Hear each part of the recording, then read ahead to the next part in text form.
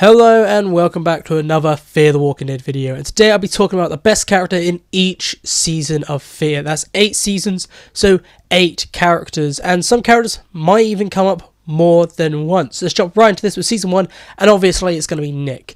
Nick just has the best story in season 1. Like, it's very interesting. We've seen, because of The Walking Dead, characters learn about the apocalypse and deal with the apocalypse. We've seen that all before. We've seen them kill their first walker, but we haven't seen a drug addict going for withdrawals during the fall of society. And that uniqueness just makes him the standout character. He's easily the most entertaining, enjoyable watch character, and I really like by the end of the season where he's talking to Madison. He's like, well, I feel like I've been living this life for years, and it's like how he's actually adapting faster than everyone else, and it's just really cool. So Nick, season 1. Moving on to season 2, and it's Travis, and I almost give this to Nick again, but I feel like Travis really shines in this season because everyone else is a bit more like Nick. Everyone's catched up to adapt into the apocalypse, but you have Travis, this man who's trying to hold on to the world before. Like, there's little moments where someone dies and no one else cares, but Travis is like, what day is it, so I can put it on his grave. I just feel that Travis really carries the weaker points of this season. Like, you have that whole really bad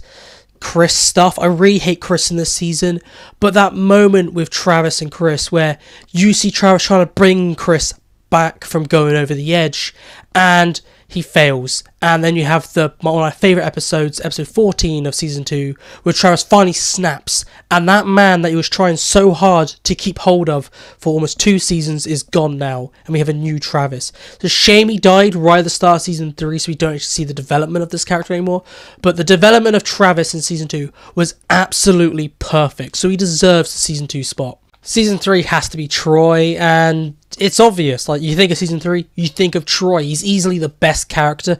I almost gave this to Madison because with Travis out of the way, Madison had the time to shine.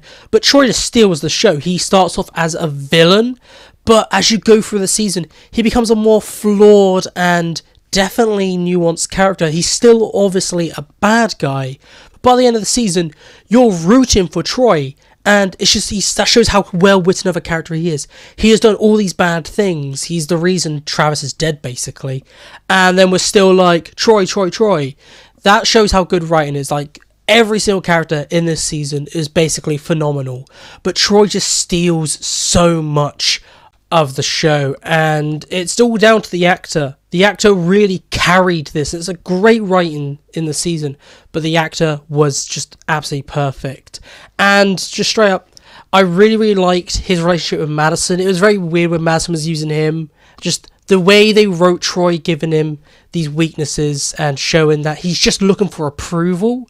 So he's doing all these things to try and do something that he thinks he's the right guy. So Troy he's definitely one of the best written villains in the entirety of the Walking Dead universe. Moving on to season 4, and it's John Dory, and he's definitely one of the coolest characters we've had on Fear the Walking Dead, and the only good thing Ian and Andrew have ever done, create John Dory.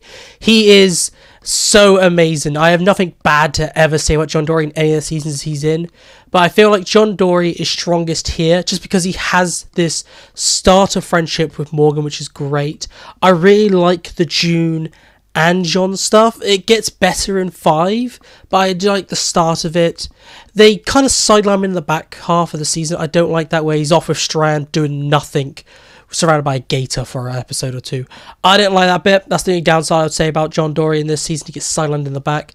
But John is just really entertaining in this season, where you're very jarred about how the show's basically been rebooted and a bunch of the main cast from the original show's just been killed off suddenly, and Morgan's seeing the show, but then you have John Dory there being like, it's all fine, okay, you got me. In season 5, it has to be John Dory again. He's the only character which didn't annoy me in this season. I really like Alicia in the first half of this season. She almost got number 5. However, the back half, she annoys me a little. We're not going to talk about Morgan. I absolutely hate Morgan in season 5. But John Dory is just absolutely perfect in this season. And he has so much to do. Like, he finds Dwight, and that relationship with Dwight and John is really cool, where Dwight's like, I'm looking for Sherry, but he's given up hope. And John's like, no, don't. I found June and we lost each other. It's just that, like, amazing relationship. I wish they did more of it, retrospectively. But those episodes with John, because he has a lot to do in the season. Like in season 4, he gets to get a bit shafted in the back half, but for all of season 5, he has so much to do, and his relationship with June is best in this season. This is where I like June the most. June I like the most in season 5 because of how good her relationship is with John Dory and how well those two characters are written, when anything around them is turds. I also think that season 5, John Dory is the only reason I kind of kept watching. I really wanted to quit in season 5. I really just liked the way it looked and everything about the writing, but John Dory was there and I was like, okay, if John's still here, I'm still here. And season 6 for me is Morgan Jones. This is a season that fixed him. I really hated Morgan after what they did with him in Fear for season 4 and 5 and how they obliterated him season 7 and 8 of The Walking Dead. And then this season comes along and fixes Morgan. He's no longer Clear Morgan or Peace Morgan. He is now Morgan who will kill for his family Morgan. He's actually a really developed and now fleshed out character instead of I'm pure good or I'm pure evil and unwell. They actually did something with Morgan very interesting this season. And this season just really did start the story of Morgan being able to get past his wife finally. Like, they had a bit of it in season 5 with Grace, but Morgan kept pushing her at arm's length. This season was more about Morgan and Grace starting their relationship together, which would then lead on to them finally being able to close off Morgan's decade-long arc. So of course Morgan has to be my favourite character of season 6. And now season 7 is Morgan again, and it's solely because I feel like Morgan got screwed over the least. A lot of characters in season 7 got absolutely destroyed by the writing, but I feel like Morgan's the only one that had a consistent level of writing. They had the big Strand fight with Morgan, and then Alicia gets pulled back in the scene and they kind of like, oi, I'm gonna leave Morgan. And that's one smart thing Morgan does. He's like, I got the kid now. What's the point of fighting Strand? I'm just gonna leave. Like, they do a lot of really dumb things this season. I'm not saying that Morgan doesn't do dumb things, but I just think he's done the least amount, and it feels more cohesive with his season 6 counterparts and season 7. They feel more the same thing, where, like, if you look at Dwight and Sherry, they feel completely different between season 6 and 7, or Strand, or Alicia. Like, every other character is obliterated between season 6 and 7. Morgan is just very consistent, so Morgan steals this again, just because every other character was ruined. I almost gave this to John Dory Sr., but I felt that he just really didn't do enough, and him deciding to knock out Strand instead of shoot him in the back of the head, yeah, that kind of ruined it for me with his character, and the way he killed him, just so dumb. Moving on to the final season, season 8, and it is Morgan again. He steals this again for the final season, and it's more or less the same reason. Morgan's the only character who wasn't destroyed in the final season. I hate a lot of characters in the final season. I think Madison, she just wasn't fully acting. Kim Dickens probably wasn't giving her all. She wasn't even given the good material. Troy Otto, we're not going to go there. I hate what they did with Strand.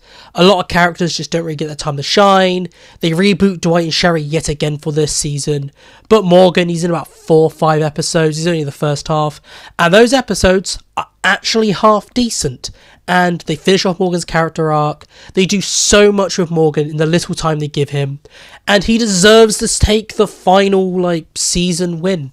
I just feel like he's the only character who went into season 8 and came out better. Like, they really did feel like the only character they really cared about to give a good, satisfying ending was Morgan Jones. He's the only character which you watch and you're like, that's good. I like what they did with Morgan. If you're a character, you're like, what the hell? Did you have no budget to do anything with these characters? Did you spend it all on Morgan? So, of course, Morgan's going to steal the final season's best character as well. And that is the video. And as always, this is just my opinion. So please tell me down below, who are your favourite characters for each season of Fear the Walking Dead? I'd like to know all your thoughts and opinions down below. But this is it for me today. So goodbye. Peace out. I'll see you next time.